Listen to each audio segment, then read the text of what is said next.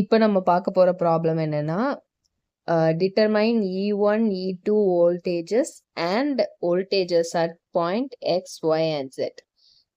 இந்த E1, E2 அப்புறம் இந்த X, Y and Zல உள்ள voltages எல்லாம் கண்டுபிடிக்கணும். ஓகே. ஸோ இது ஃபார்முலா வந்து நம்ம அந்த பேசிக்ஸ்லயே நம்ம பார்த்தோம்.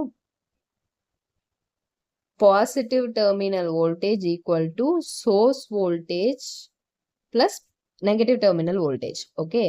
இந்த ஃபார்முலா வச்சு நம்ம ஒன்னொன்னா கண்டுபிடிக்க போறோம். ஃபர்ஸ்ட் எக்ஸ் பாயிண்ட்ல நம்ம எக்ஸ் கண்டுபிடிக்க போறோம். X equal to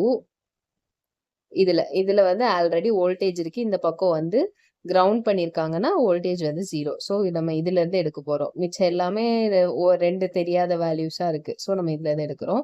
X is equal to that is X வந்து இது பாசிட்டிவ் டெர்மினல், இது நெகட்டிவ் டெர்மினல். இந்த வோல்டேஜ் இருக்குல்ல 10 வோல்ட், இதுதான் சோர்ஸ் வோல்டேஜ். அப்போ positive terminal voltage that is X equal to source voltage 10 plus negative terminal voltage 0. அப்ப எக்ஸோட value என்னது 10. இப்போ இதே எக்ஸ் பாயிண்ட் இந்த இதுல எடுக்க போறோம்.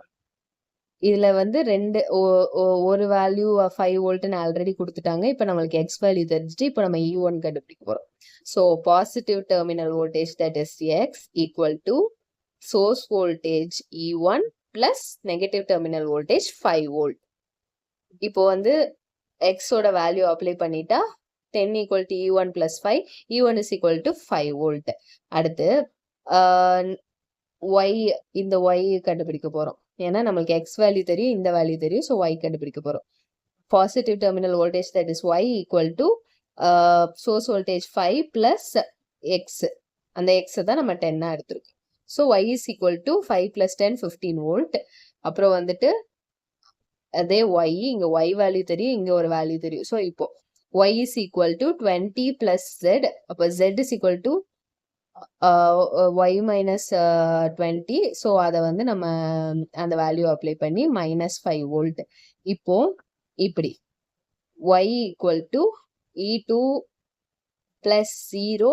So E2 is equal to 15 volt. So இந்த ஃபார்முலா அப்ளை பண்ணி நம்ம எப்படி கண்டுபிடிக்கிறோம்.